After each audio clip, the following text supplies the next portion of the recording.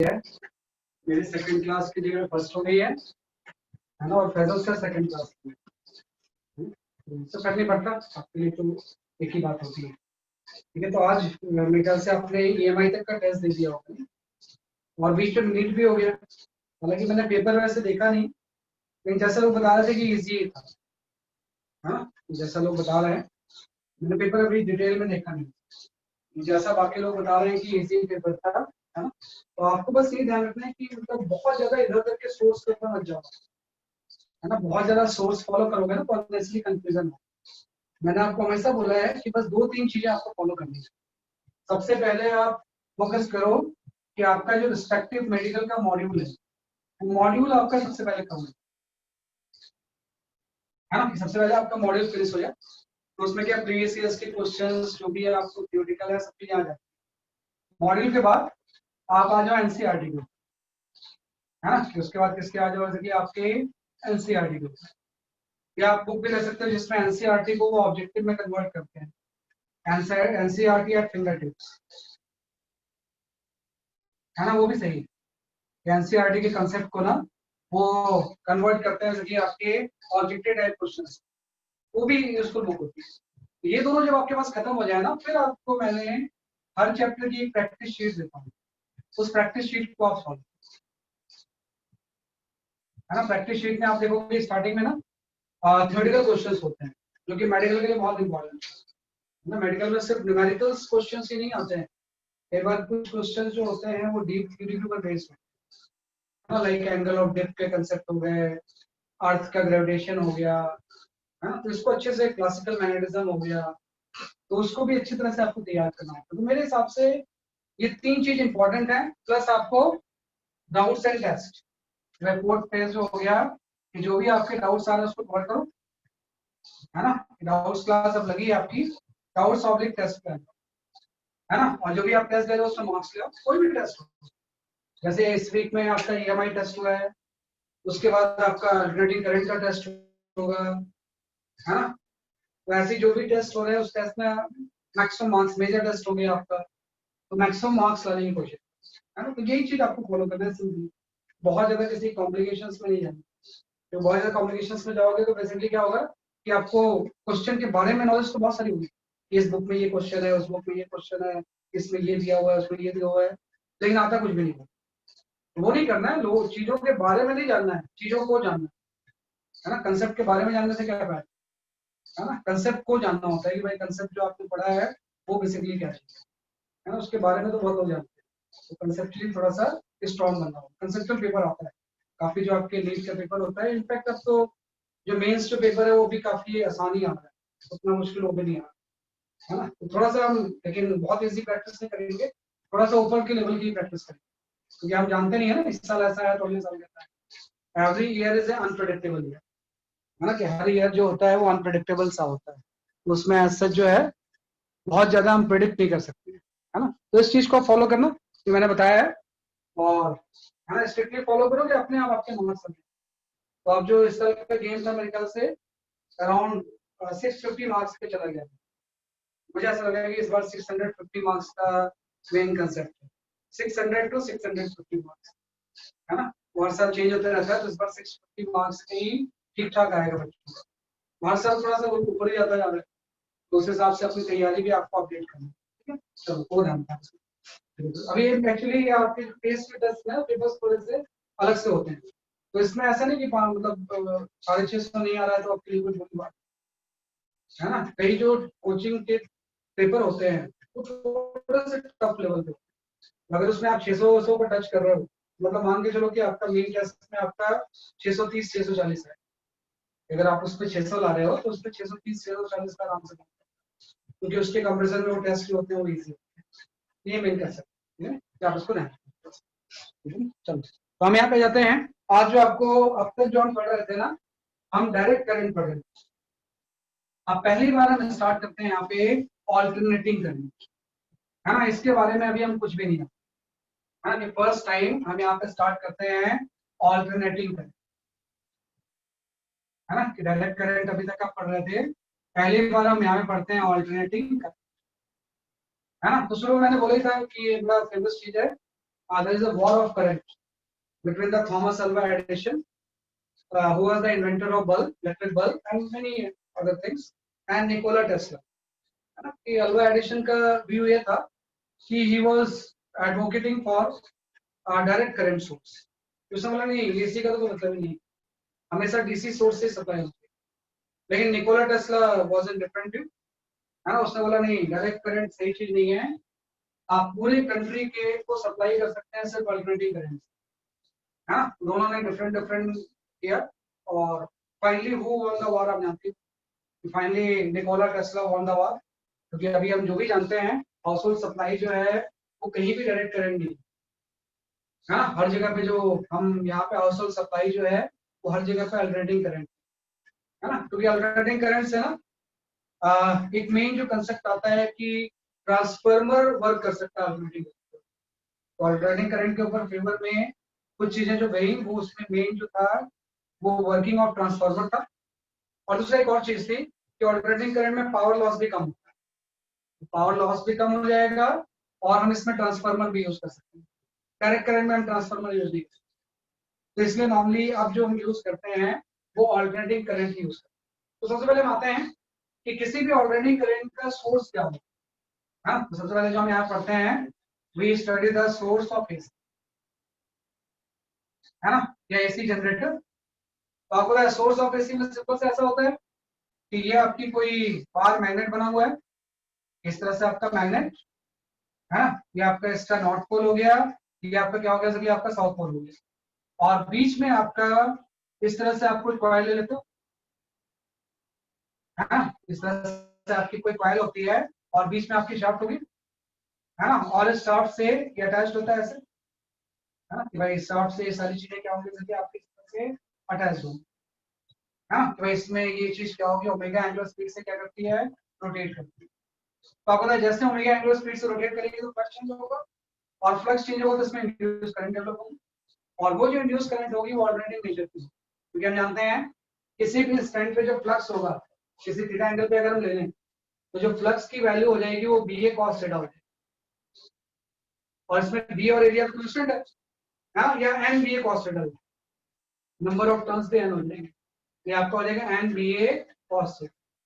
और जैसे हम इसको डिफरेंशिएट करेंगे ई की वैल्यू आ जाएगी जैसे आपकी minus D phi by D T. हाँ, तो ये जो ईएमएफ की जो वैल्यू हो जाएगी वो आपका आ जाएगा N B A into sine theta into D theta by D. और D theta by D T omega हो जाएगा. भाई जिस एंगुलर स्पीड से रोटेट कर रहा है वही इसकी क्या होगी, जैसे आपकी एंगुलर स्पीड हो जाएगी. हाँ, तो ये ईएमएफ आ गया. अगर मैं करंट निकालूं तो मैं ईएमएफ को रेजिस्टेंस से डिवाइड कर दूं. हाँ, तो सिंपल सा अगर मैं रेजिस्टिव सर्किट जैसे ले लूं तो ईएमएफ को किससे डिवाइड कर दूंगा, रेजिस्टेंस से. यहाँ पे आपका आ गया N B A into omega by R into sine theta, और थीटा को भी ओमेगा डी लिखा है ना. तो ये करंट की वैल्यू आ गई. तो आप देखो इसमें जो करंट है ना वो साइन का फंक्शन बन गया, है ना. भाई करंट जो होगी उसका फंक्शन कैसा है, जैसे कि आपका साइन का, मतलब करंट की वैल्यू कोई फिक्स नहीं है, बल्कि करंट टाइम के साथ वैरी कर रही है किसी साइन फंक्शन से. अगर आप करंट का टाइम के साथ ग्राफ बनाएं, है ना, ये जो ग्राफ होगा वो आपका इस नेचर का हो जाएगा.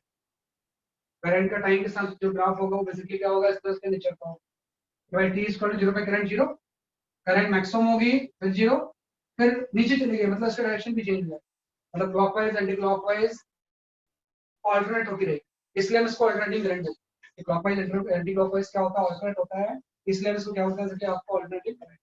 तो आपको पता है ये जो टर्म होता है ये करंट की मैक्सिमम वैल्यू, हम इसी चीज को लिख सकते हैं I maximum into sine omega, है ना, कि आई इक्वल टू क्या हो जाएगा, I maximum into sine omega, है ना. तो आपका आ गया कि यहाँ पे मैक्सिमम करंट आई मैक्सिमम आ गया, है ना. और अब इस बात है कि ये जो टाइम होगा एक साइकिल का, इसी को हम बोलते हैं टाइम पीरियड, है ना. और ये जो टाइम पीरियड है ये डिपेंड करेगा ओमेगा कितना है, कि भाई किस ओमेगा से रोटेट कर रहा है ना. तो जो टाइम पीरियड है यहाँ से जस्ट हम इसको ऐसे लिख सकते हैं कि टाइम पीरियड की वैल्यू हो जाएगी 2 पाई बाई ओमेगा, और एक बार टाइम ऑफ पीरियड आ गया तो फ्रीक्वेंसी आ जाएगी, फ्रीक्वेंसी की वैल्यू आपकी आ जाएगी 1 अपॉन टाइम या ओमेगा बाई 2. और रखना कि इसका ओमेगा डिसाइड करता है कि इससे जो हम सप्लाई करंट करेंगे उसकी फ्रीक्वेंसी क्या होगी, है ना, किसका ओमेगा डिसाइड करता है कि इससे जो आप सप्लाई में करंट दोगे उसकी चेंज की फ्रीक्वेंसी क्या, उसके नंबर ऑफ साइकिल पर सेकंड कितना, राइट। तो अल्टरनेटिंग करंट का ये सोर्स है, किसी को हम एसी जनरेटर भी बोलते हैं, और इससे आपकी इस तरह से करंट आती है। इस लाइन फंक्शन के अकॉर्डिंग करंट जो होगी वो टाइम के साथ क्या करती है, जैसे कि आपकी वैल्यू करती है, राइट। तो इसी को जरा और अच्छे से अगर हम लिखें, है ना, तो जब भी आपका कोई ऑल्टरनेटिंग सोर्स होगा तो उसके लिए सिंबल हम ऐसे बनाते हैं, जैसे जो डीसी सोर्स है ना, कि कहीं पे भी अगर डीसी सोर्स होता है तो उसके लिए बैटरी बनाते हो, कि डीसी सोर्स होगा इसके पॉजिटिव बैटरी होगी, इसका ईएमएफ ही होता है। वैसे जो सोर्स ऑफ ऑल्टरनेटिंग करंट अगर हम लेंगे तो उसकी जगह पे सिंबल हम ऐसा बनाते हैं, ठीक है, ऑल्टरनेटिंग करंट का जो सोर्स आप बनाओगे इस तरह साइन पे बनाओगे, और इसमें ये दिया होता है कि इस ऑल्टरनेटिंग सोर्स का जो ईएमएफ है इसकी वैल्यू है ई maximum sine omega T plus, है ना, कि इसका ईएमएफ कोई फिक्स नहीं है बल्कि ईएमएफ टाइम के साथ वेरी करता है ना, ई इक्वल टू क्या हो जाएगा, ई maximum sine omega T plus 1। तो ये आपकी ईएमएफ की इक्वेशन हो गई टाइम के साथ, और ये सिंबल हो जाएगा, है ना, और इसकी फ्रीक्वेंसी भी कई बार दी होती है, भाई ये जो अल्टरनेटिंग सोर्स है इसकी फ्रीक्वेंसी जो है 50 हर्ट्ज, जैसे इंडिया में जो सप्लाई हो रहा है वो सप्लाई कितने की होती है, जैसे कि आपकी 50 हर्ट्ज की, तो 50 हर्ट्ज इसकी क्या हो जाएगी, जैसे कि आपकी रोटेशन के ऊपर डिपेंड करेगा कि जिससे हम इस चीज को जनरेट कर रहे हैं उसकी रोटेशन की ओमेगा कितनी, उसके अकॉर्डिंग फ्रीक्वेंसी क्या होगी, जैसे कि आपकी डिसाइड करें इस बात से। तो ये आपकी ऑल्टरनेटिंग करंट की बेसिक्स है ना, कि ऑल्टरनेटिंग करंट की बेसिक्स में हम इस चीज को जानते हैं।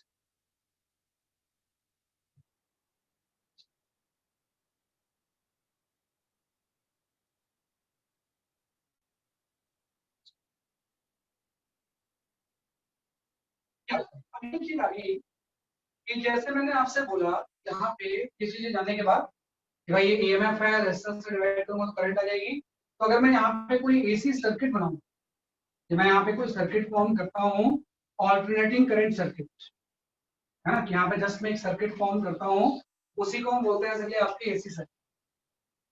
यहाँ पे अगर हम एसी सर्किट बनाएं तो देखो एसी सर्किट में क्या होगा, एक आपका सोर्स होगा, है ना, दिस इज द सोर्स, इससे आपका हो सकता है कोई रेजिस्टेंस लगा हो या लोड लगा हो, है ना, और अब से बात है इसको मेजर करने के लिए कुछ एमीटर लगा होगा यहाँ, है ना, यहाँ पे मेजर करने के लिए करंट को क्या लगा होगा, जैसे कि आपका एमीटर लगा होगा। अब यहाँ पे एक सरप्राइजिंग चीज आती है कि एमीटर एक्चुअली मेजर क्या करता है ना, क्योंकि प्रॉब्लम ये है करंट को कंटिन्यूसली चेंज हो रही है ना, कि करंट जो होगी क्या चेंज हो रही है, जैसे कि आपकी कंटिन्यूसली चेंज हो रही है, I maximum into sine omega T के प्लस फाइव के हिसाब से ये करंट की वैल्यू कंटिन्यूसली क्या हो रही है, चेंज हो रही है। तो फिर ये एमीटर क्या मेजर करता है, और अपना यहाँ पे जो एमीटर लगा होता है उसको हम बोलते हैं हॉट वायर टाइप एमीटर। ये जो एमीटर एंड वोल्टमीटर होता है ना, to measure right alternating current और वोल्टेज, है ना, we use hot wire type instrument, है ना, इसमें हम यहाँ पे क्या यूज करते हैं, हॉट वायर टाइप इंस्ट्रूमेंट। इसमें आप hot wire type instrument major करते हो विच मेजर्स आरएमएस वैल्यू,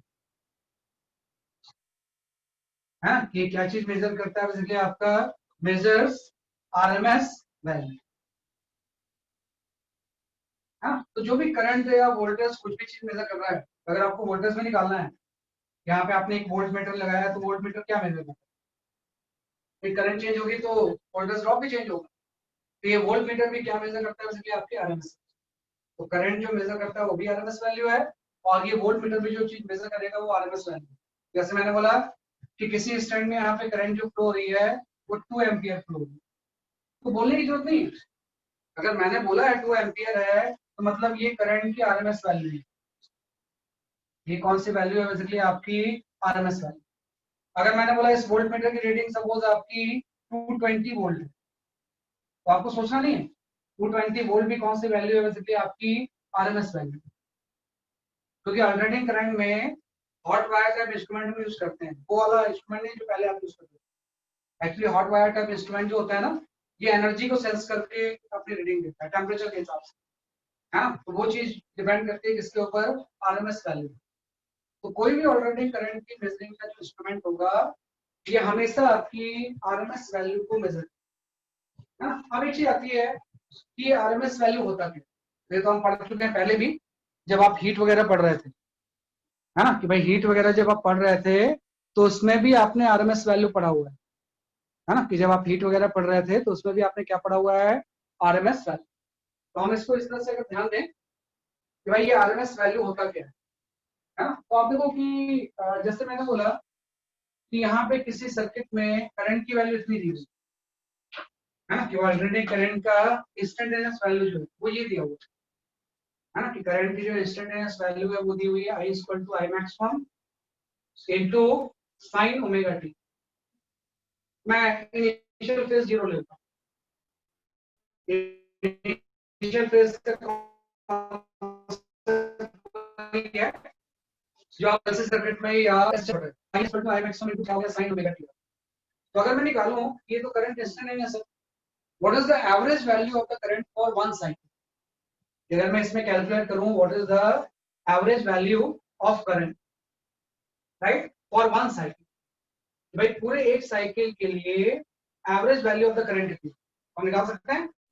ये जो average value of the current for one cycle जो होगी उसको जस्ट आप ऐसे लिख लो, है ना, कि average value of the current for one cycle I average जो होगी, एवरेज निकालने का फॉर्मूला होता है integration of I dt bye integration of dt, है ना, कि अगर मुझे आई की एवरेज वैल्यू निकालनी है तो फंक्शन को dt के रिस्पेक्ट में इंटीग्रेट करूंगा और टाइम से डिवाइड कर दूंगा। और चूंकि वन साइकिल है तो इसकी जो लिमिट होगी वो 0 से 2 पाई बाई ओमेगा पूरा टाइम पे, 0 से कितनी हो जाएगी 2 पाई बाई ओमेगा, राइट। तो ये मैं निकालूंगा आपको पता आई के फंक्शन में आप है ना, और इंटीग्रेट करूंगा तो आई एवरेज की वैल्यू आ जाएगी। तो जब आप इसको कैलकुलेट करोगे ना आई एवरेज तो एक्चुअली में ये 0 आ जाएगा, है ना, कि पूरे एक साइकिल के लिए करंट की जो एवरेज वैल्यू होती है वो 0 होती है। उसका सिंपल सा रीजन है, आप इतना लंबा चौड़ा नहीं भी करो। आप ये देखो अगर मुझे आई की एवरेज वैल्यू निकालनी है तो एक्चुअली साइन ओमेगा टी की तो एवरेज वैल्यू निकालनी है, ये सिंबल एवरेज के लिए हम यूज करते हैं, है ना, किसकी एवरेज वैल्यू निकालनी है, जैसे कि आपके साइन ओमेगा टी, है ना, तो आपको जो एवरेज वैल्यू निकालनी है किसकी निकालनी है, साइन ओमेगा टी। और साइन ओमेगा टी की जो एवरेज वैल्यू होगी पूरे साइकिल के लिए, है ना, मैक्सिमम वैल्यू हो जाएगी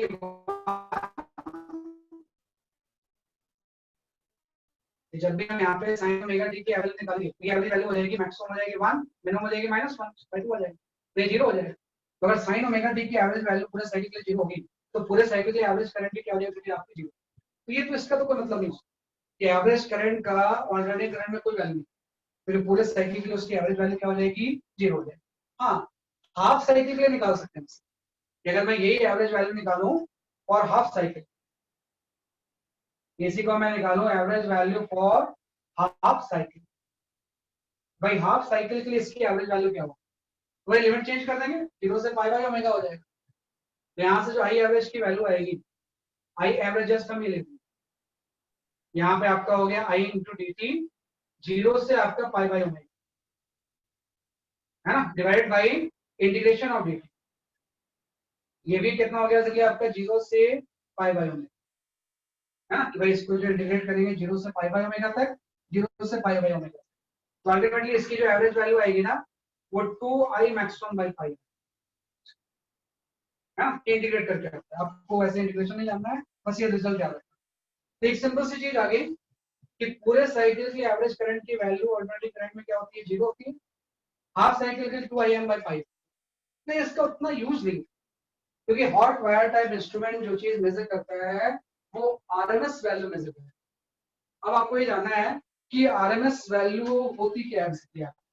तो अगर ना आरएमएस वैल्यू जो होगी ना, जैसे अभी हम आई एवरेज निकाल रहे थे, आई एवरेज का मतलब तो सिंपल सा ही होगा, आई एवरेज में क्या हो जाएगा i1 plus i2 plus i3, है ना, अप टू in तक ले लेंगे और इसको आप n से डिवाइड कर दो, है ना, कि कोई वैल्यू अगर करंट की वैल्यू सबको सम करके n से डिवाइड कर दो तो आई एवरेज आ जाएगा।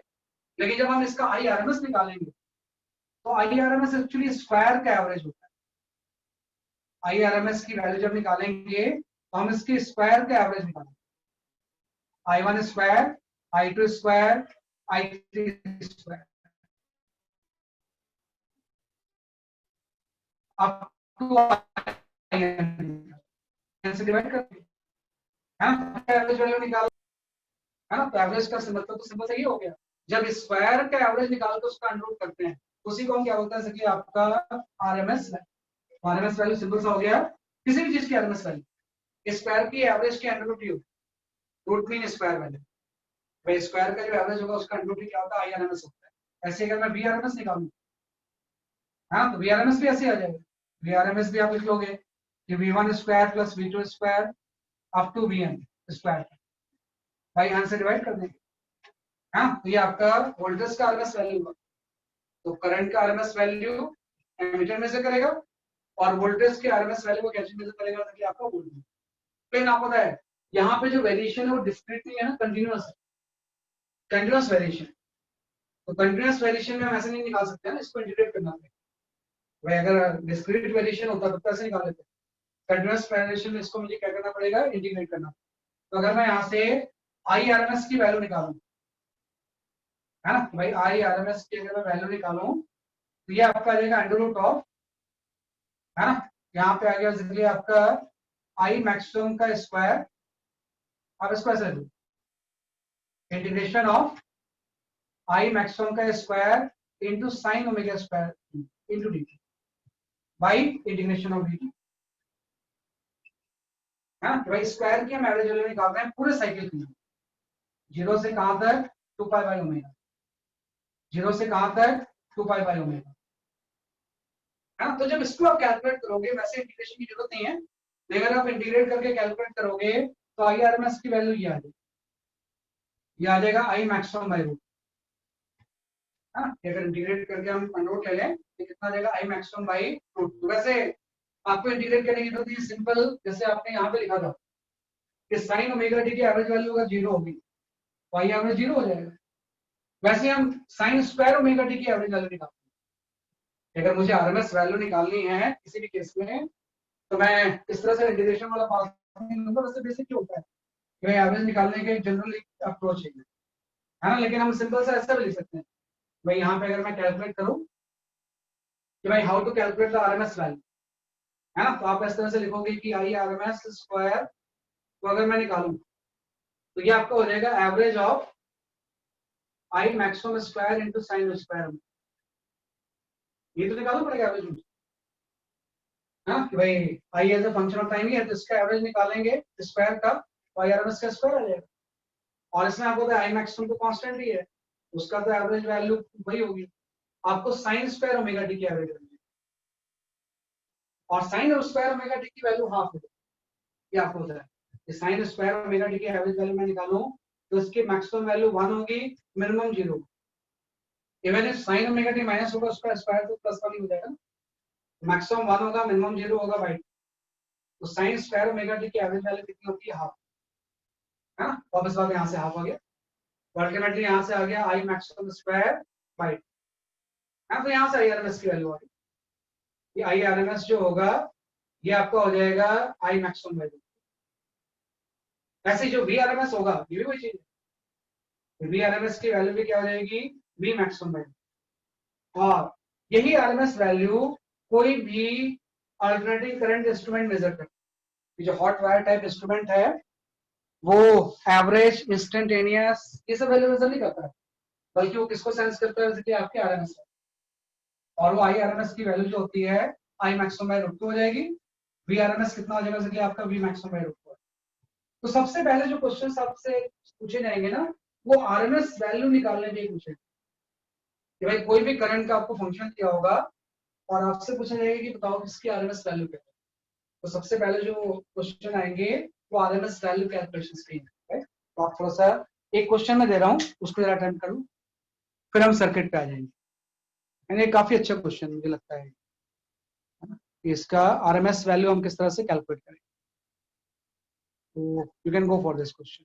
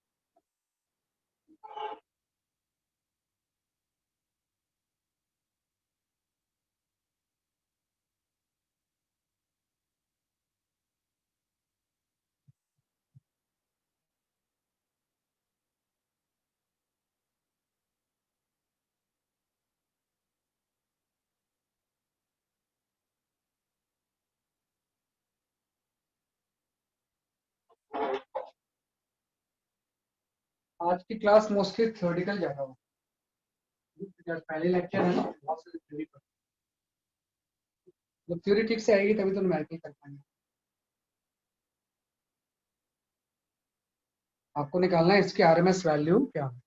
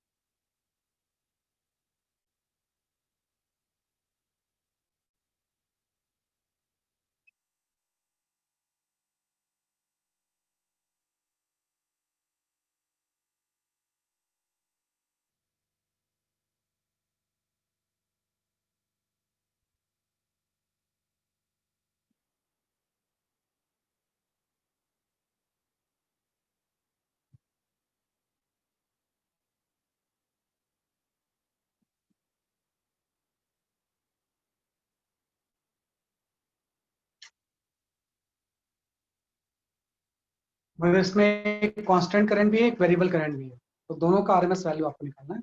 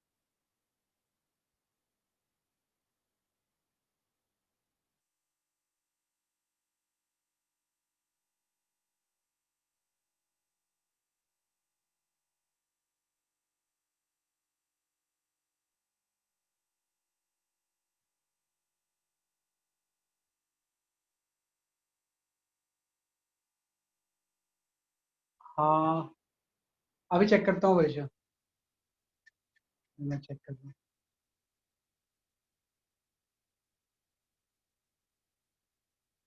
हाँ, सही आंसर है। Varisha your answer is correct, Vanshika your answer is correct, and Kirti Tyagi your answer is, इन सब लोगों के आंसर सही है। सही आंसर बता रहे हो, है ना, ठीक आंसर बता रहे हो। वही इस फंक्शन की आरएमएस वैल्यू जो होगी वो इतनी।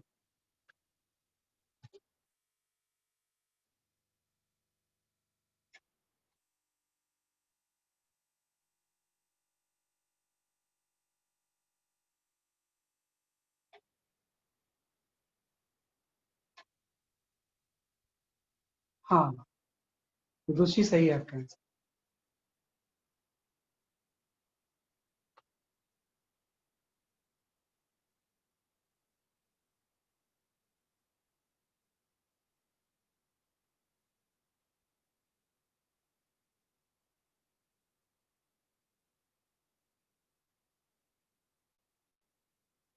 ठीक है, चलो मैं एक्सप्लेन करता हूँ इसे, है ना। Just I will explain this question, है ना। आपने कैसे सॉल्व किया आई डोंट नो, लेकिन जो मेथड है बेसिक इजीली सॉल्व करने का होगा आपके से। तो आपने बोला कि आरएमएस वैल्यू कैसे निकालते हैं? अगर मुझे आई आरएमएस का स्क्वायर निकालना है, what is the value of the I RMS का स्क्वायर? इस पूरी चीज को स्क्वायर कर दूंगा कि जो I naught plus I one sine omega t है, ये तो करंट है आपका, इस पूरे का मैं स्क्वायर करूंगा और स्क्वायर का मैं एवरेज ले लूंगा। ये सिंपल एवरेज का होता है। इस पूरे टर्म को अगर मैं एवरेज ले लूं तो आई आर एम एस का स्क्वायर आ जाएगा, है ना? और आई आर एम एस की वैल्यू इस पूरे चीज के अंडर रूट हो जाएगी। आई आर एम एस की वैल्यू अगर हम लिखें तो अंडर रूट ऑफ ये आ जाएगा, एवरेज ऑफ ये पूरा टर्म, पूरे के स्क्वायर का एवरेज, है ना? ये आपका आरएमएस वैल्यू हो जाएगा। आप क्या करेंगे ना, हम यहाँ से स्क्वायर ओपन कर देंगे, तो एकदम आसान सी चीज आ जाएगी। तो जैसे आप स्क्वायर ओपन करोगे, यहाँ पे आ जाएगा आई नॉट स्क्वायर की एवरेज प्लस आपका हो जाएगा I one square into sine square omega T क्या, हाँ, प्लस एक टर्म और आ जाएगा, यहाँ पे आ जाएगा two I naught into I one into sine omega T क्या। बस कुछ कोई भी कांस्टेंट है तो उसकी एवरेज वैल्यू तो वही रहती है, तो इसकी जो एवरेज वैल्यू हो जाएगी वो आपकी आ जाएगी आई नॉट स्क्वायर, इसमें तो कोई चेंज आएगा नहीं। और अभी आपने पढ़ा साइन स्क्वायर ओमेगा टी की एवरेज वैल्यू हाफ होती है, यहाँ पे आपका I one square by two हो जाएगा, यहाँ से I one square by two हो जाएगा। और अभी आपने पढ़ा साइन स्क्वायर ओमेगा टी की एवरेज वैल्यू क्या होती है? जीरो, एक पूरा जीरो है, हाँ, तो इसकी आरएमएस वैल्यू ही आपकी होती है। जैसे हम सॉल्व करेंगे आपका जो ए ऑप्शन है वो सही है, तो इसका जो आंसर होगा वो कितना हो जाएगा कि आपका I naught square plus 0.5 into I one, ये इसके आरएमएस वैल्यू है। हाँ, जस्ट हम साइन ओमेगा टी और साइन स्क्वायर ओमेगा टी का ही हमारे रिजल्ट निकालेंगे, तो उससे आपकी इसके आंसर आ गई। फर्स्ट ऑप्शन का क्या होगा बेसिकली आपका सही है ना, बाद में भी कोई आंसर आया था, है ना? तो आंसर जो है वो A option was the correct, है ना, कि इस पूरे में ए ऑप्शन जो है वो क्या है बेसिकली आपका सही है ना, कि इस पूरे में ए ऑप्शन जो था वो सही था। तो इस तरह से हम आरएमएस वैल्यू निकालते हैं। तो इसी में आरएमएस वैल्यू की ही इंपॉर्टेंस है। अगर किसी ने पूछा कि करंट निकालो, तो ऐसे करंट थोड़ी होगा, आपसे जरूर उसने आरएमएस वैल्यू पूछा, उसने बोला वोल्टेज निकालो, तो कुछ नहीं बोल रहा है मतलब आपको आरएमएस वैल्यू, अगर कुछ और निकालना होगा तो वो मेंशन करेगा कि मैक्सिमम वैल्यू था, अगर कुछ नहीं बोल रहा मतलब वो चीज क्या होगी? RMS value. तो ये हमने पढ़ा। तो अब आप थोड़ा सा ध्यान रखना है। अब हम आ जाते हैं आरएमएस वैल्यू को जानने के बाद we can talk about the alternating current circuit. RMS value का कंसेप्ट जानने के बाद हम यहाँ पे पढ़ते हैं alternating current circuit. Alternating current circuit, है ना? तो जैसे आपने डीसी में बहुत सारे चीजें पढ़ी ना, circuit with resistance, capacitor, inductor, बाद में सबका कॉम्बिनेशन, वैसे हम एसी सर्किट में भी सारी चीजें पढ़ते हैं। तो सबसे पहला जो हम यहाँ पे पढ़ेंगे, we talk about the circuit with resistance. Circuit with resistance कैसा अल्टरनेटिंग करंट सर्किट जिसमें कि सिर्फ रेजिस्टेंस, भाई कुछ भी नहीं। तो इसका मतलब ये हो जाएगा कि आपने यहाँ पे कोई ऑल्टरनेटिंग सोर्स लगा लिया और इस सोर्स से सिर्फ आपने एक रेजिस्टेंस लगाया, हाँ, है ना? और अब इसका सोर्स है तो उसका कुछ इक्वेशन होगा, आपने बोला v equal to V maximum sine omega, है ना? तो अगर इसमें करंट निकाल लेंगे, तो अगर v की वैल्यू ये है, यहाँ से करंट आ जाएगा, तो यहाँ से अगर मैं करंट निकालूं तो करंट जो हो जाएगी वो v बाई आर हो जाएगी, ये आपका हो जाएगा v maximum by R into sine omega, है ना? और v मैक्सिमम बाई आर जो होगा ये आई मैक्सिमम हो जाएगा, आई इक्वल टू हो जाएगा I maximum into sine omega, ये आपका। तो ये करंट है, ये वोल्टेज था। अब यहीं पे मेन खेल शुरू होता है ना? हमें बोलेंगे साइन के अंदर जो एंगल है वो फेज होता है, साइन के अंदर जो एंगल होता है वो फेज होता है। तो अपन दो वोल्टेज का भी फेज ओमेगा टी है और करंट का भी फेज ओमेगा टी। तो हम यहाँ पे एक चीज डिक्लेयर करेंगे कि सर्किट विद रेजिस्टर में current and voltage are in same phase, voltage are in same phase, है ना। फेजर फेज का इसमें मेन कंसेप्ट ही ऑल्टरनेटिंग करंट में फेज का है। जो है एसी और डीसी में ही तो डिफरेंस है कि डीसी में तो करंट कांस्टेंट है, इसमें फेज का कंसेप्ट हो। भाई हम बोलेंगे इसका भी फेज ओमेगा टी है, करंट का भी फेज ओमेगा टी, मतलब करंट एंड वोल्टेज का सेम फेज हो। और करंट एंड वोल्टेज का सेम फेज होने का मतलब ये है कि दोनों एक साथ अपनी मैक्सिमम वैल्यू को अटेन करें। अगर मैं यहाँ पे इसका ग्राफ बनाऊं, तो जैसे मैंने अगर करंट वोल्टेज का ग्राफ सपोज ऐसे बना दिया, ये सॉलिड लाइन अगर वोल्टेज का ग्राफ है, वोल्टेज का टाइम के साथ, तो यहाँ पे जो अगर करंट का ग्राफ जो होगा वो अगर डॉटेड लाइन है, तो दोनों का फेज सेम है, मतलब एक साथ ही मैक्सिमम एंड जीरो, दोनों को फेज डिफरेंस नहीं है। जिस इंस्टेंट में वोल्टेज मैक्सिमम है उसी इंस्टेंट में करंट भी मैक्सिमम। भाई एक ग्राफ इसमें वोल्टेज का है, एक ग्राफ आपका करंट, तो जिस टाइम में वोल्टेज मैक्सिमम है करंट भी मैक्सिमम, तो दोनों का फेज सेम। जिस टाइम में करंट जीरो है उस टाइम वोल्टेज भी जीरो है। तो जब सर्किट में रेजिस्टर होता है तो करंट एंड वोल्टेज का फेज क्या होता है, आपका सेम। और इस फेज को हम यहाँ पे एक डायग्राम बनाते हैं, उसको हम बोलते हैं फेजर डायग्राम। फेजर डायग्राम से हम उसको शो करते हैं, दोनों का जो फेज सेम है ना, तो हम इसको एक डायग्राम से शो करेंगे, we called as a phasor diagram.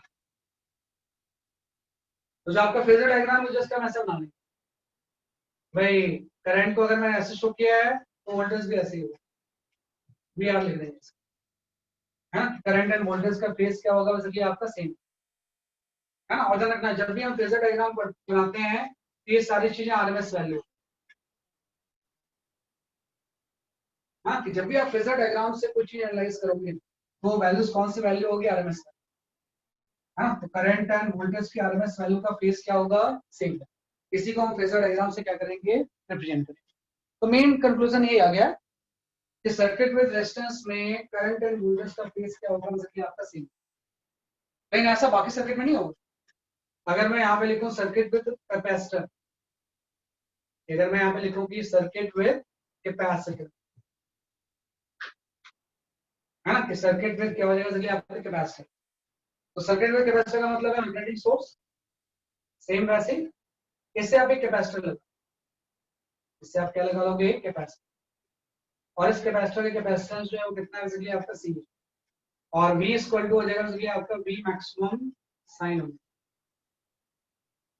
है ना। पहले तो हम चार्ज निकालेंगे करंट निकालने से पहले, भाई इसके ऊपर जो चार्ज होगा वो CV हो जाएगा, और ये जो चार्ज होगा CV maximum sine omega T हो जाएगा। अब करंट निकालना है तो इसको डिफरेंशिएट करेंगे, y इक्वल टू यहाँ पे आ जाएगा बेसिकली आपका dq बाई,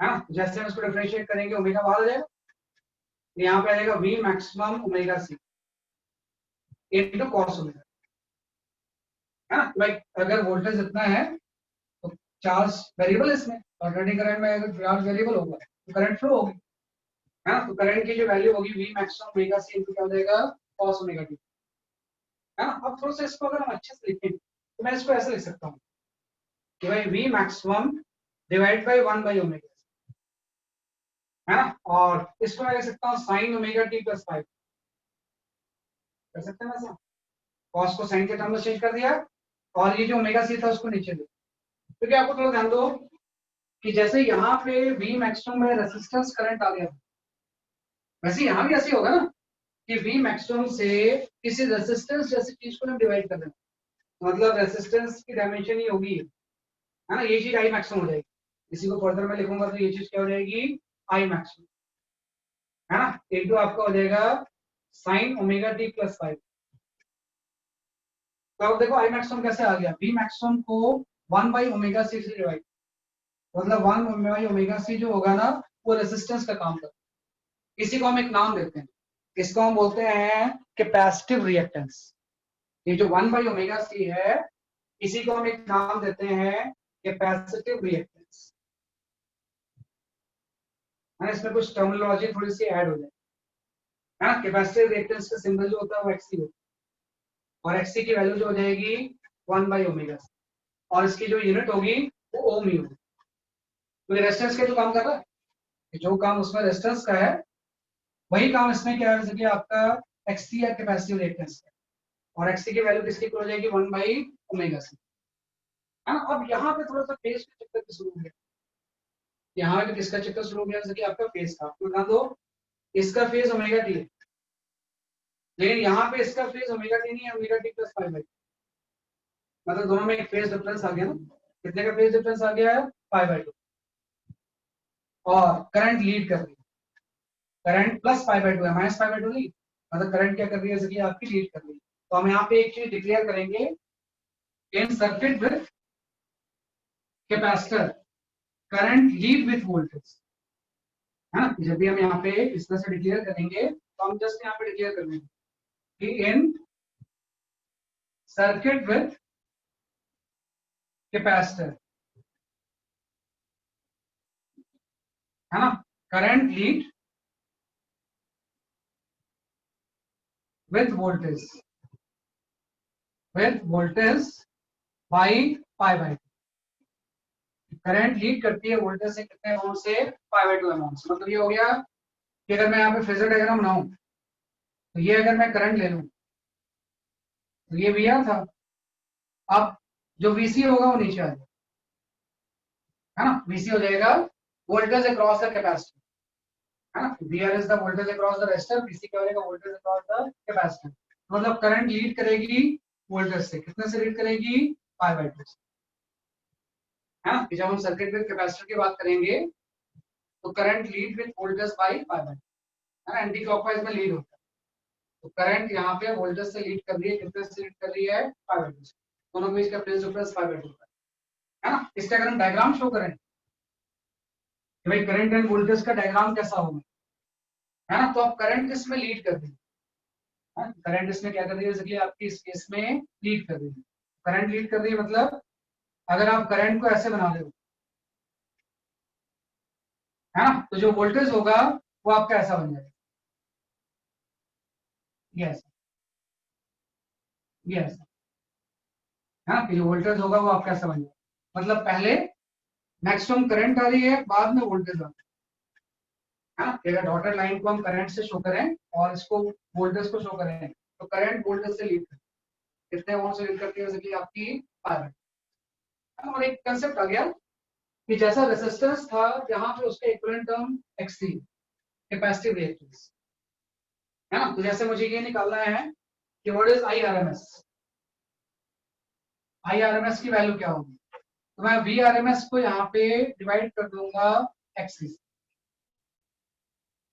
है ना, जैसे रेजिस्टेंस में वीआरएमएस को आर से डिवाइड करके आईआरएमएस आ जाता है, अगर मुझे कैपेसिटर में निकालना तो वीआरएमएस को किससे डिवाइड कर दूंगा, जैसे आपका एक्स, ये होता है जैसे कि आपका सर्किट विद कैपेसिटर और मेन डायग्राम ये है ना, इसी को हम बोलते हैं फेजर डायग्राम, है ना, इसी को हम क्या बोलते हैं, जैसे कि आपका फेजर डायग्राम, कैसे इसको हम इंटरप्रेट करते हैं मैं बताऊंगा, न्यूमेरिकल सॉल्व करने में फेजर डायग्राम ही यूज होगा, कैसे यूज होगा एवरी टाइम, ये इस तरह से हम इसको सॉल्व करेंगे, इस तरह से ये आपका हो गया सर्किट विद कैपेसिटर।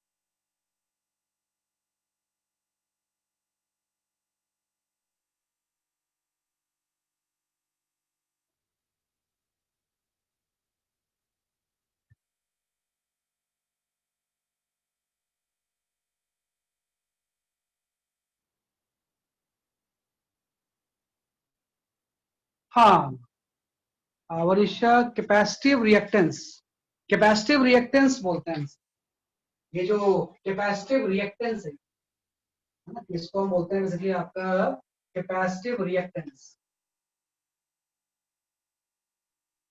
रिएक्टेंस, इसकी जो सिंबल है वो एक्सी है, इसकी यूनिट ओम होती है, कैपेसिटिव रिएक्टेंस की यूनिट कितनी हो जाएगी, ओम हो जाएगी, जैसे रेजिस्टेंस हम बोलते हैं 10 ओम है ना, वैसे कैपेसिटिव रिएक्टेंस की भी यूनिट ओम है, और ये 1 बाई ओमेगा सी के इक्वल है ना, इसकी वैल्यू किसके इक्वल होगी, 1 बाई ओमेगा सी,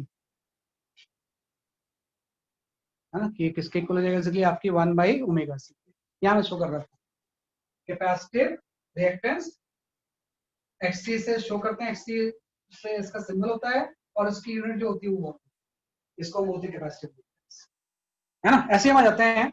नेक्स्ट जो है we study circuit with inductor, है ना, यहाँ पे हम स्टार्ट करते हैं जैसे कि आपका सर्किट विद इंडक्टर, है ना, सर्किट विद इंडक्टर को आप किस तरह से एनालाइज करें, we study the circuit with inductor,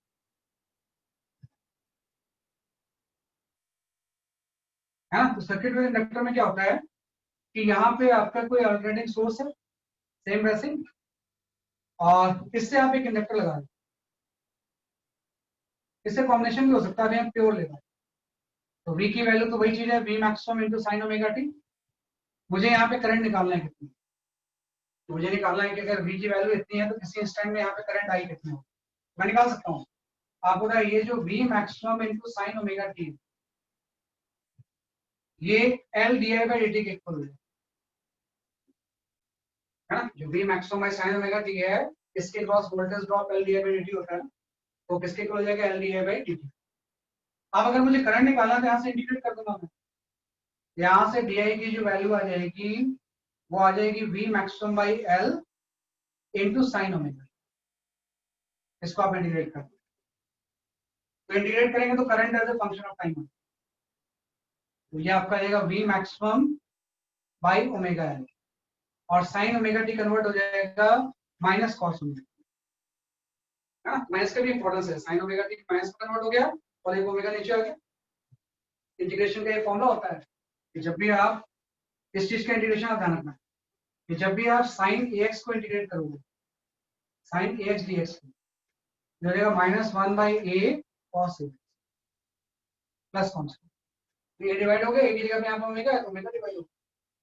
तो ये आपकी करंट आ गई। अब यहाँ पे थोड़ी सी चीज आ गई कि सेम वे, है ना, जैसे मैंने इसको एनालाइज किया था, अगर मैं सर्किट में इंडक्टर में करंट को एनालाइज करूं, है ना, तो इस पूरी चीज को मैं ऐसा लिख सकता हूं, I equal to V maximum by XL into sine omega T minus pi, sine में कन्वर्ट करेंगे ना, क्योंकि फेज हम तब कंपेयर कर पाएंगे जब दोनों साइन साइन बने, क्योंकि बाहर माइनस साइन लगाते हैं इसलिए माइनस पाई बाई टू अपने, और यहाँ पे एक एक्सेल आ गया, तो यहाँ पे जो एक्सेल होता है इसको हम बोलते हैं इंडक्टिव रिएक्टेंस। इस एक्सेल को हम क्या बोलते हैं, इंडक्टिव रिएक्टेंस, है ना। और इस इंडक्टिव रिएक्टेंस की जो वैल्यू होती है वो ओमेगा एल होती है। और देखो ओमेगा एल की जगह पे तो एक्सेल लिखा है, तो ये आपका इंडक्टिव रिएक्टेंस हो गया, और इसकी भी यूनिट सेम है, भाई वोल्टेज को आपने इससे डिवाइड किया ना, तो इसकी भी जो यूनिट होती है वो ओम ही होती है। इंडक्टिव रिएक्टेंस की यूनिट क्या होगी, इसलिए आपकी ओम। तो अल्टीमेटली करंट आपकी है, करंट की वैल्यू आ गई आई मैक्सिमम, ये पूरी चीज आई मैक्सिमम हो जाएगी, into sine omega T minus पाई। अब देखो अभी भी फेज डिफरेंस है, भाई करंट एंड वोल्टेज का फेज सेम नहीं है, वोल्टेज तो साइन ओमेगा टी है और वो sign omega T minus pi by two, लेकिन यहाँ पे माइनस साइन आ रहा है। माइनस का मतलब लीड नहीं कर रहा है, लैग करता है। तो सिंपल सा हम बोलते हैं सर्किट विद इंडक्टर में current lag with voltage, with voltage, है ना, बाई पाई बाई,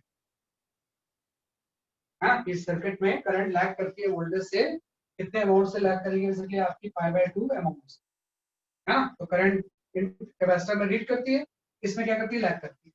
लैग करने का मतलब जस्ट ये हो गया भाई, अगर यहाँ पे मैं इस तरह से प्लॉट कर दूं भाई ये वोल्टेज है ना, ये आप ऐसा कर लो, इसमें ये वोल्टेज को आप ऐसा बना लो,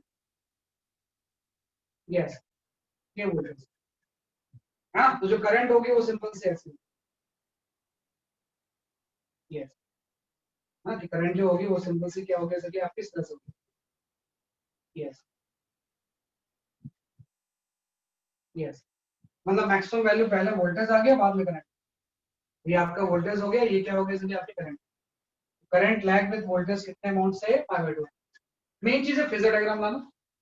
तो जब मैं यहाँ पे सबको कंबाइन करके अगर मैं फेजर डायग्राम लाऊं पूरे से, तो यहाँ से फेजर डायग्राम जस्ट का ऐसा है ना, कि पूरे का अगर मैं कंबाइन करके फेजर डायग्राम लाऊं, जस्ट हम इस तरह से एक लाइन बनाते हैं, यही मेन इंपॉर्टेंट लाइन है भाई। ऑल्टरनेटिंग करंट सर्किट में एक फेज का कंसेप्ट होता है, current and V are same phase में, करंट एंड वोल्टेज का फेज क्या होगा, उसके आपका सेम, जो आपका वीसी होगा वो लैग करता है कितने अमाउंट से, पाई बाई, और इसमें VL लीड करता है। VL कितने अमाउंट से लीड करता है? 5। हाँ, तो ये मेन डायग्राम है, पूरे न्यूमेरिकल से सॉल्व होंगे। ये पूरे जो न्यूमेरिकल्स होंगे वो क्या होंगे सकते आपके इसी से सॉल्व कि भाई करंट एंड वीआर का फेज सेम होता है। वीसी मतलब voltage across the capacitor, current lead करता है, वोल्टेज लैग करता है। इसमें इंडक्टर में वोल्टेज लीड करता है, करंट क्या करती है? लैग करती है। कितने अमाउंट से? 5/2।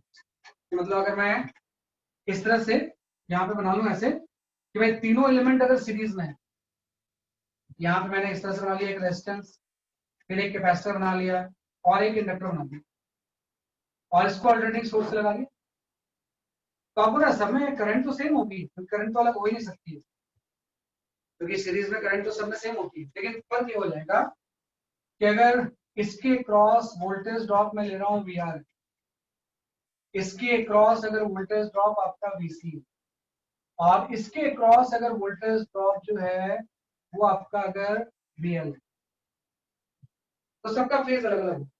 यहाँ पे जो VR का फेस होगा वो करंट के अलाउंस है ना, VR एंड करंट का फेस क्या होगा? सेम। VC में क्या होगा? करंट का फेस ये है, VC नीचे की तरफ 5/2 से। और इसमें क्या होगा? करंट अगर ये है तो VL का फेस होगा, या कभी करंट बना भी रहा ज्यादा सही है करंट, ये डिफरेंस होता है। और ये सारी चीजें इसमें मैं फेस शो कर रहा हूँ, ये सारी RMS वैल्यू। जैसे मैंने कुछ नहीं बोला है कौन सी वैल्यू है, तो RMS value, VR RMS value, VC RMS value, VL RMS value.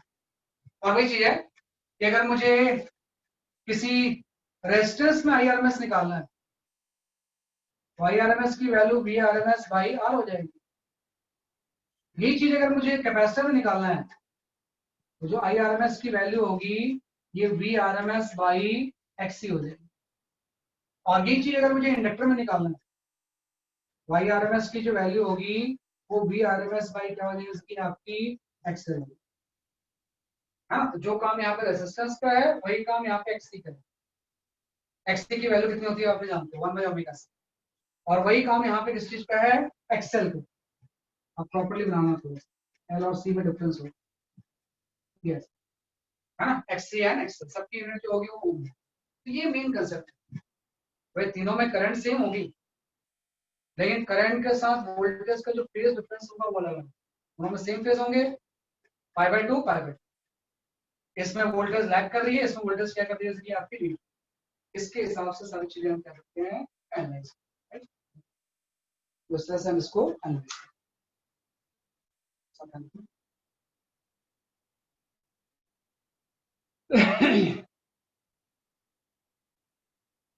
नहीं, आई सेम, IRMS भी सेम होगा, IRMS भी सेम होगा।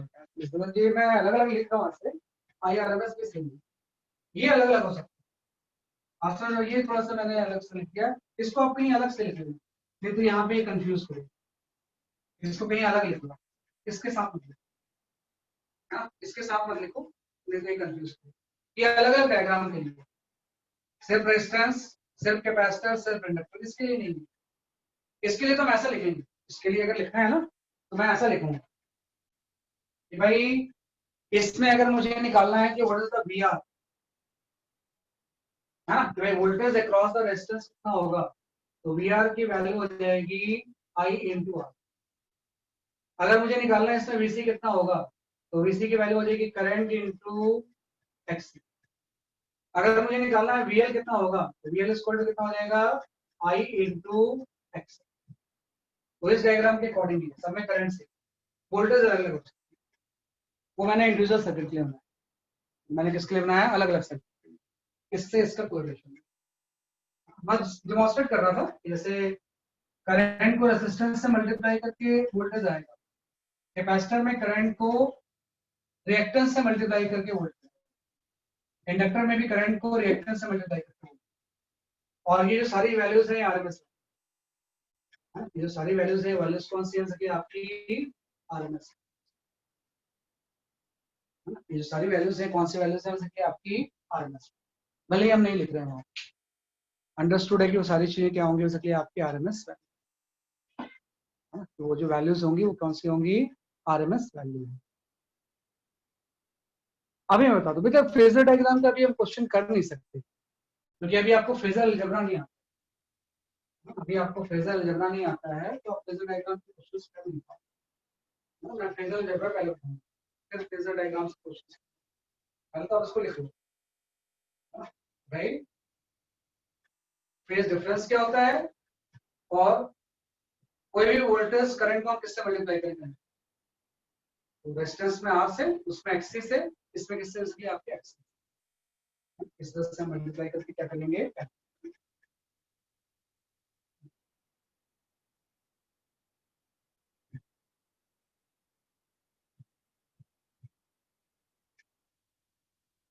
तो इस तरह से हम इसको सॉल्व करेंगे। फेजर अलजेब्रा के बिना भी जैसे मुझे निकालना है कि करंट कितनी होगी सर, है ना, अगर फेजर अलजेब्रा के बिना ही हम सोचना चाहें तो हम यहाँ पे एक वोल्टेज ट्रायंगल बना लेते हैं, है ना। एक्चुअली में phasor algebra is same as a vector algebra, है ना, कि phasor algebra is same as a vector algebra. Vector algebra और फेजर अलजेब्रा में ऐसा कोई डिफरेंस नहीं, है ना। तो अगर मुझे ये निकालना है कि इसमें IRMS की वैल्यू कितनी होगी, इस पूरे सर्किट में कितनी current flow, what is IRMS, मैं लिखूंगा, जैसे आप बोलोगे भाई टोटल वोल्टेज, भाई आपने यहाँ पे VR ले लिया, ये VC ले लिया, ये VL ले लिया, तो टोटल वोल्टेज V हो जाएगा। अब ये अगर DC सर्किट होता, या अगर ये डायरेक्ट करंट सर्किट होता तो सिंपल सम होता। अगर ये DC सर्किट होता तो जो टोटल अप्लाइड वोल्टेज होगा, अगर हम टोटल अप्लाइड वोल्टेज निकालें तो जो टोटल अप्लाइड वोल्टेज होता है इसकी वैल्यू जस्ट आपकी हो जाएगी VR plus VC plus VL। इसमें कोई डाउट नहीं आपको, भाई कुछ वहां ड्रॉप हुआ, कुछ वहां ड्रॉप हुआ, कुछ वहां ड्रॉप हुआ, सबका सम है। लेकिन अगर ये DC सर्किट होता, AC सर्किट में ऐसा नहीं। अगर मुझे निकालना है कि what is the AC circuit में what is the applied voltage, total applied,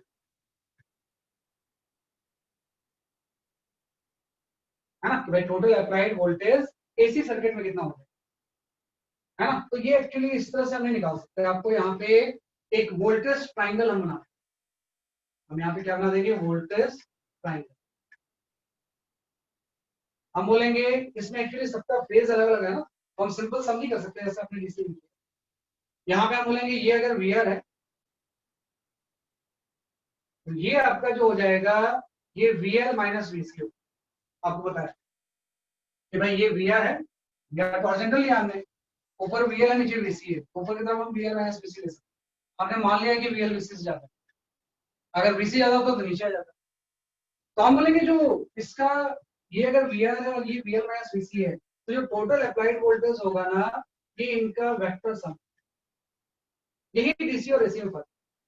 भाई डायरेक्ट करंट में सिंपल सम, भाई अगर आपको VR पता है, VL पता है, VC पता है और VL पता है तो सिंपल सम कर दो।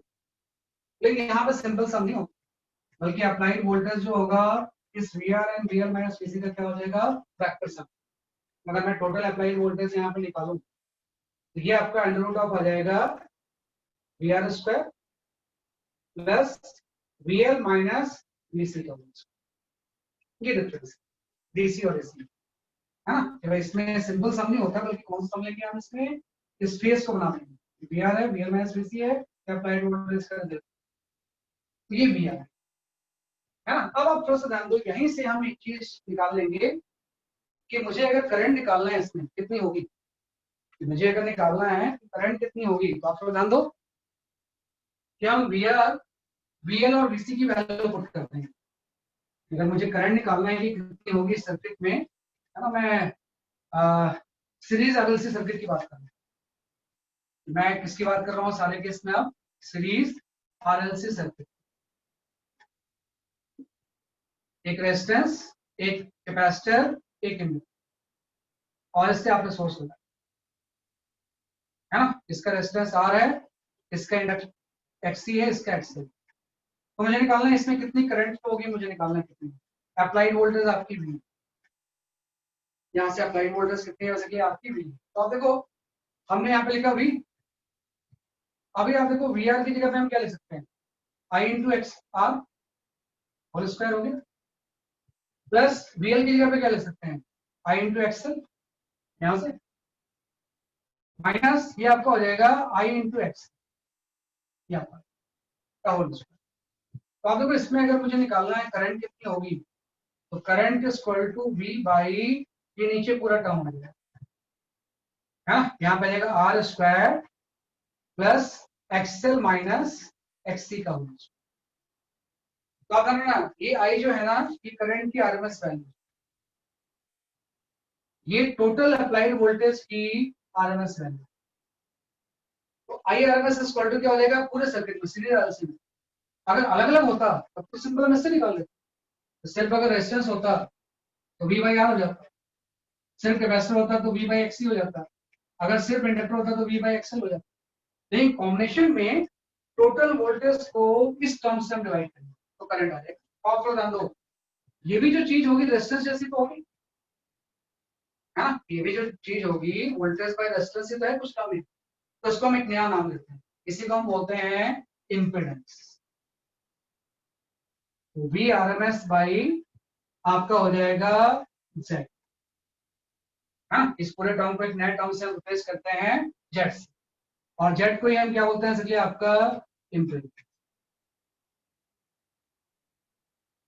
है ना। अपना सिर्फ अगर रेजिस्टेंस है तो आर लेना है, वी को आर से डिवाइड करेंगे, अगर सिर्फ कैपेसिटर है तो वी को एक्स से डिवाइड करेंगे, अगर सिर्फ इंडक्टर है तो वी को एक्सएल से डिवाइड करेंगे तो करंट आएगी। लेकिन जब तीनों का कॉम्बिनेशन होगा सही आरसी, तो आरएमएस वैल्यू को निकालने के लिए वी आरएमएस को एक टर्म से डिवाइड करेंगे, और इसी टर्म को हम क्या नाम देते हैं जैसे आपका इम्पीडेंस, और इस केस में इस सर्किट का जो इम्पीडेंस होगा उसकी वैल्यू होगी, है ना, आर स्क्वायर प्लस क्या हो जाएगा इसलिए आपका एक्सएल माइनस एक्स, है ना। तो ये ध्यान रखना कि इम्पीडेंस का एक कंसेप्ट आ गया, इसकी भी जो यूनिट होगी वो ओम होगी, रेजिस्टेंस रिएक्टेंस इम्पीडेंस सबकी यूनिट क्या होती है जैसे आपकी ओम, यहाँ से जेड की वैल्यू आएगी, तो वी आरएमएस को जेड से डिवाइड करेंगे तो करंट, अगर तीनों का क्या है जैसे कि आपका कॉम्बिनेशन। तो डिफरेंस आप जानना, डीसी में सिंपल सम, और जब एसी करंट में हम निकालेंगे यही सम आपका हो जाएगा वेक्टर से, ये इसको हम ज्यादा अच्छे से जब नाम देते हैं ना तो इसको हम बोलते हैं फेजर से। वेक्टर से हम वर्ड यूज नहीं करते हैं क्योंकि सारी क्वांटिटी स्केलर है वोल्टेज वगैरह, लेकिन अलजेब्रा और वेक्टर जैसा ही, इसलिए हम नाम यूज नहीं करते इसको फेजर सा, उसका क्या हो जाएगा वोल्टेज का फेजर सा। तो फेज एक इंपॉर्टेंट कॉन्सेप्ट है ना। तो आप इसके ऊपर आप थोड़े बहुत न्यूमेरिकल्स अटेम्प्ट कर सकते हो जो अभी तक आपने पढ़ा है ना। अभी मैंने फेजर अलजेब्रा आपको नहीं बताया, जस्ट मैंने सिंपल सा एक अप्रोच ले ली।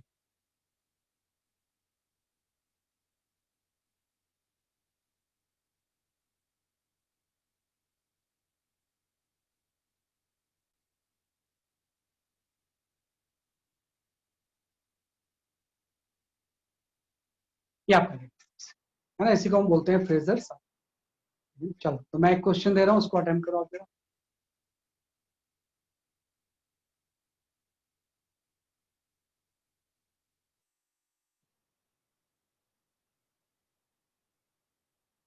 हाँ you can go for this question.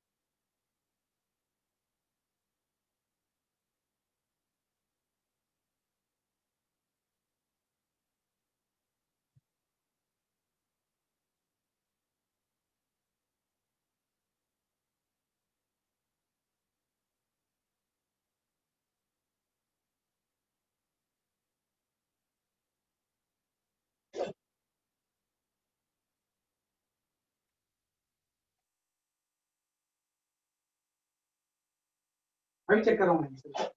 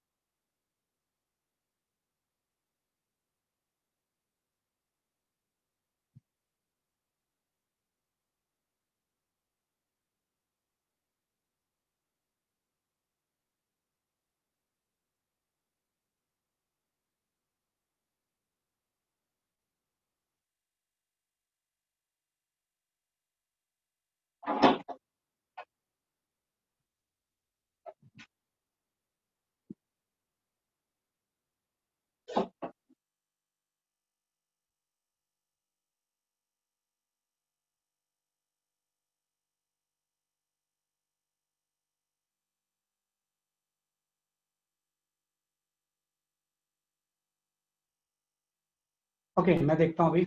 बहुत लोगों के आंसर आ गए भाई, मुझे चेक करना पड़ेगा।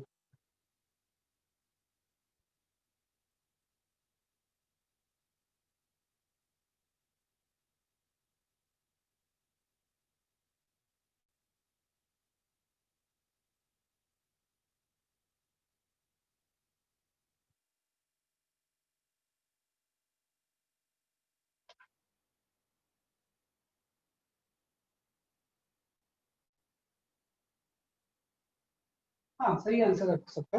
सबका आंसर सही है ना? आप सबके जो आंसर हैं वो करेक्ट है ना? आप बिल्कुल सही है।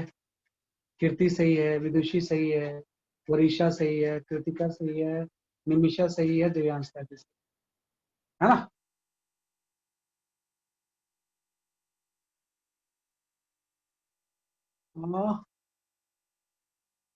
करंट की आरएमएस वैल्यू बेटा, कृतिका, जब आप एमीटर कनेक्ट करोगे तो करंट की आरएमएस वैल्यू शो करेगी जो सर्किट में फ्लो हो रही है, V R M S by Z को, है ना? कि V R M S by Z को क्या करेगा, जैसे कि आपका शो करेगा, है ना?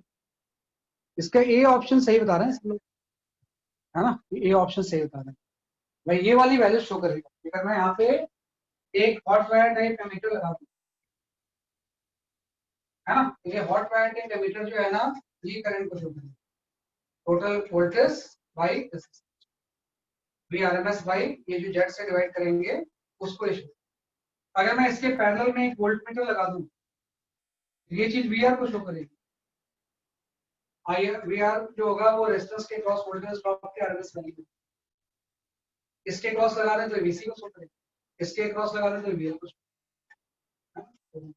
और लेकिन जब सीरीज में है तो करंट तो जगह से नहीं, तो करंट आपकी हो जाएगी, है ना? V R M S by Z, और जेड कॉम क्या होता है कि आपका इम्पीडेंस। सही है, क्वेश्चन का जो ऑप्शन है ये सही है। इसमें जो सम होगा वो आपका फेजर सम जंक्शन। अभी आपने पढ़ा भाई, इसको अगर हम सॉल्व करें तो एक 50 वोल्ट सही हो जाए, एक 30 है, 40 है, और एक आपका 80, है ना? आप देखो यहीं से निकाल लेंगे इसमें भाई। इस केस में अगर हम देखें, ओके, इस केस में अगर हम देखें तो आपका आई की वैल्यू इसने दे रखा है, आई की वैल्यू इसने दे रखी है 1 एम्पियर, और रेसिस्टेंस कितना है? रेसिस्टेंस की वैल्यू दे रखी है बेसिकली इस केस में 2 ओम, रेसिस्टेंस की वैल्यू 30 ओम। ये वी आर की 30 वोल्ट आरएमएस वैल्यू है, ये 1 है। एक्ससी भी इसने दे रखा है ना? एक्ससी की वैल्यू दे 80, है ना? ये आपका 80 वोल्ट आ, और ये वाला जो है ये आपका एक्सेल भी दे रखा है इसमें, एक्सेल 40 दे रखा है 40 वोल्ट। और अभी आपने पढ़ा कि भाई सिंपल सम नहीं होता है टोटल वोल्टेज, है ना? ये चीज तो डीसी में होती है, ये वाला फॉर्मूला हो जाएगा। तो टोटल अप्लाइड वोल्टेज की वैल्यू हम यहाँ से निकालेंगे, हाँ, तो v की वैल्यू आपकी आ जाएगी under root of V R square, ये आपका 30 स्क्वायर आ गया, प्लस यहाँ से 80 माइनस है ना, तो इससे आप निकालो कितना रेफरेंस, 40 और 30 मीन्स 50 वोल्ट है, ये कितना कह सके आपका 50 वोल्ट आ गया। एक चीज थोड़ा सा और है ना, जैसे आपने यहाँ पे करंट निकाल लिया, अभी जो आपने ये ट्रायंगल बनाया था, इस तरह से यहाँ पे जस्ट आपने एक ट्रायंगल बना दिया था, उसी से तो सारी चीजें हम जानते हैं, उसको हम बोलते हैं वोल्टेज ट्रायंगल, वोल्टेज ट्रायंगल है ना, किसी को हम बोलते हैं इसलिए आपका वोल्टेज ट्रायंगल, तो उसका वोल्टेज ट्रायंगल जस्ट कैसा था, ये वी आर है और ये क्या है इसलिए आपका वी एल माइनस वी सी है, ये टोटल अप्लाइड वोल्टेज वी है ना। तो आप लोग ध्यान दो कि इसमें अगर मैं ये वाला एंगल निकालूं पाई कितना होगा, है ना, तो फाई क्या हो जाएगा, आपको ध्यान दो फाई जो होगा ये हो जाएगा फेज डिफरेंस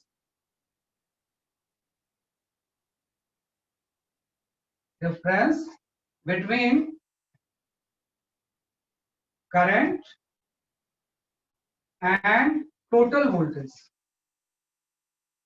क्योंकि आपको पता है करंट तो वी आर के अलाउंग ही होती है, वी टोटल वोल्टेज है, तो वी और करंट का फेज डिफरेंस आपका ये इतना होगा, है ना, कि वी और इसका जो फेज डिफरेंस होगा वो कितना मिलेगा, जबकि आपका पाई होगा, तो वही बात है कि जैसे इसकी अगर मैं बात करूं सिर्फ, तो current and voltage same phase में होंगे, इसमें पाई बाय 2 का फेज डिफरेंस होगा, इसमें ही पाई बाय 2 का होगा, लेकिन टोटल वोल्टेज का करंट से फेज कितना होगा वो यहाँ से आ जाएगा इस फाई एंगल से, और ये फाई एंगल हम निकाल सकते हैं, ये जो फाई एंगल होगा इसका अगर मैं 10 फाई निकालूं, है ना, इस पूरे का अगर मैं यहाँ पे 10 फाई निकालूं, 10 फाई की वैल्यू आ जाएगी, 10 फाई की वैल्यू आ जाएगी V L minus V C by V L, इसी को अगर मैं ठीक से लिखूं तो मैं यहाँ पे लिखूंगा I into XL minus I into XT by I into, तो इस सीरीज में सब में करंट तो सेम ही, तो 10 फाई की जो वैल्यू आ जाएगी वो XL minus XT by R, है ना। इसी केस में अगर मैं ये लिखना चाहूँ what is the cos phi, है ना, कॉस फाई भी हम कई बार इसका निकालते हैं, जैसे फाई तो इसी से आ जाएगा, वैसे अगर मैं कॉस फाई लिखना चाहूँ तो कॉस फाई आपका हो जाएगा V R by V, voltage across the resistance by total voltage, इस कॉस फाई को ही बाद में हम एक नाम देंगे, इसको हम बोलते हैं पावर फैक्टर, इसको हम क्या बोलते हैं, पावर फैक्टर, क्या मतलब होता है आप जान लो नेक्स्ट क्लास में जब मैं पावर के बारे में पढ़ूंगा। अब देखो वी आर अभी आपने बोला आई इंटू आर है, अब ये वी क्या हो जाएगा, वी आई इंटू जेड हो जाएगा, समझे मेरी बात, भाई वी आर क्या होता है current into resistance, total voltage क्या होगा यहाँ से जो आपने लिखा था, टोटल वोल्टेज के लिए जेड आपने यूज किया था ना, वाई इंटू कितना हो जाएगा जेड हो जाएगा, यहाँ से आई कैंसिल, तो ये आर बाई जेड हो जाएगा, पावर फैक्टर की वैल्यू किसकी होती है आर बाई जेड, और जेड किसके इक्वल होगा ये भी हमने, जेड की वैल्यू हो जाएगी R square plus XL minus XL, this is known as a impedance,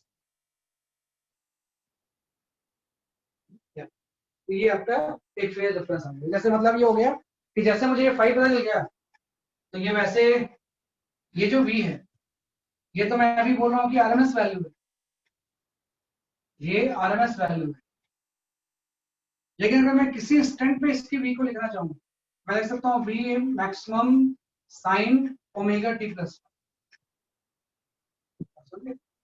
total voltage equal to हो जाएगा v maximum sine omega T plus 5, जैसा होगा 5 हम कैसे निकालेंगे, है ना, 5 से तो निकालेंगे भाई, टोटल वोल्टेज और करंट का फेज हो सकता है 5, उससे ये आपका हो गया अप्लाइड वोल्टेज का फेज।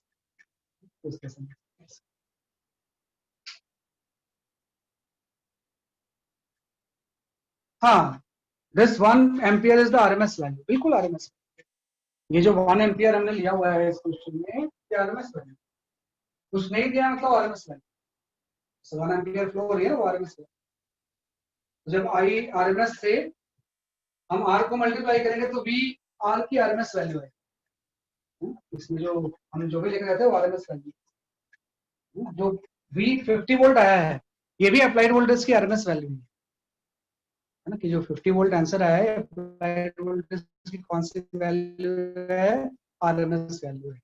आरएमएस में लिखना जरूरी नहीं है ना, भाई लिखना जरूरी नहीं कि आरएमएस वैल्यू है। एक क्वेश्चन और कर लो, है ना, फिर वैसे नेक्स्ट क्लास में करेंगे, थोड़ा सा रिवाइज करके आना। एक छोटा सा क्वेश्चन और कर लो, उसके बाद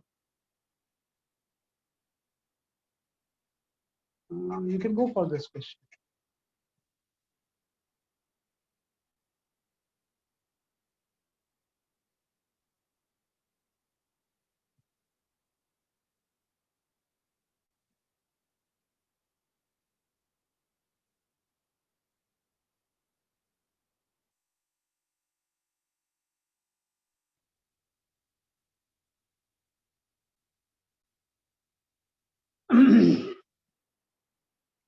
पावर फैक्टर मतलब कॉस फाई निकालना है।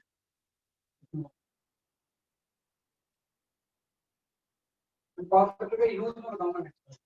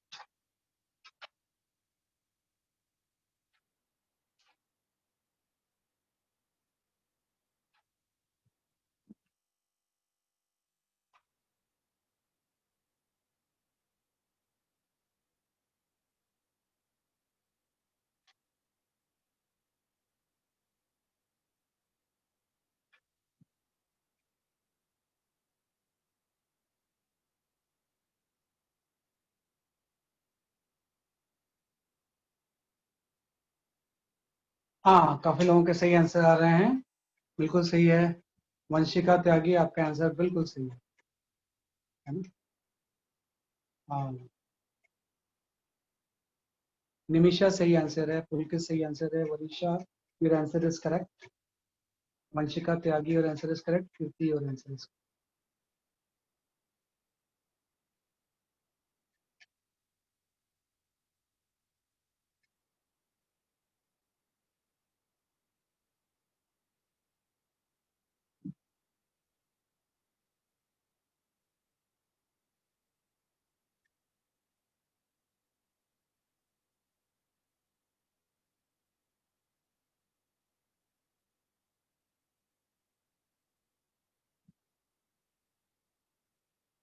कृतिका सही है आपका आंसर।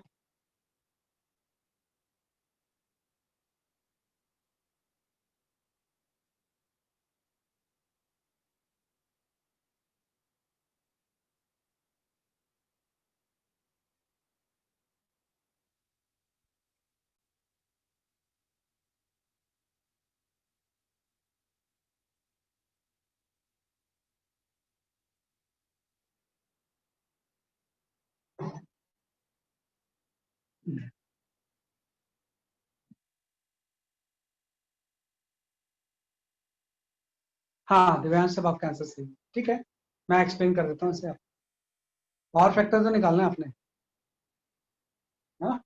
आपको पता है कि 10 एम्पियर करंट फ्लो हो रही है, ये 4 ओम है, तो आपको पता है cos phi की वैल्यू होती है r by z। cos phi जो होता है वो r by z ही होता है, तो r तो m by z निकालना है, प्लस xl माइनस xc का होल स्क्वायर। अब r तो आपको दिया हुआ है ना, xl माइनस xc नहीं दिया हुआ है, तो r की जगह तो फुल आप पुट कर देंगे, है ना, वो यहाँ से आ जाएगा। अब देखो ये जो चीज है 10 एम्पियर करंट है, ये 50 है, तो 50 is equal to I tan into XC हो जाएगा, तो XC 5 ओम आ गया, और यहाँ भी 80 वोल्ट है, तो 80 इक्वल टू क्या आ जाएगा, करंट 10 into I XL आ जाएगा, XL 8 आ गया, हाँ, यहाँ से आपका आ गया कि XL की वैल्यू 8 है, XC की वैल्यू 5, यहाँ से आ गया 4 स्क्वायर प्लस XL आपका आ गया कितना 8 माइनस ये 5, हाँ, मतलब जेड की वैल्यू 5 होगा, R 4 ओम है, तो 4/5 का 4/5 का इसका पावर फैक्टर जो होगा वो 0.8, हाँ, ए ऑप्शन हो सकता है,